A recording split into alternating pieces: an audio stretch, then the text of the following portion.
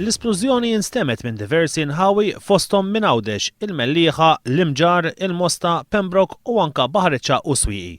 Il-Pulizija kellhom informazzjoni li x'aktarx l-isplużjoni seħħet f'Ħaddingli bit-tfittxija fil-fatt tkun ikkonċentrata hemmhekk.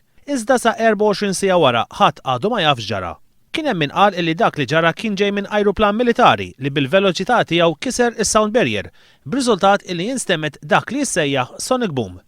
Iżda għall-eks kmandant tal-Forzi Armati ta' Malta, il-Brigadier Karl Vassallo, dan ma jistax ikun.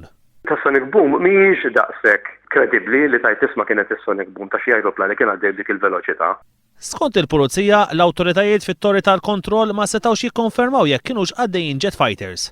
Iżda dan jikkonfermah il-Brigadier Vassallo.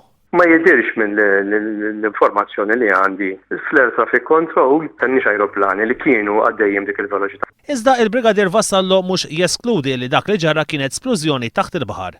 Issa forsi kien hemm splużjoni taħt wiċċ il-baħar. Il-ħoss instema l-ħabta tas-6:30 ta' filgħaxija. L-ewwel għajdut kien illi splodiet kamra tan-nar fl-inħawi tar-Rabat u Ħaddingli. Iżda imkien ma deret daħna u mit-tfittxijiet illi għamlu l-Pulizija ma sabu xejn.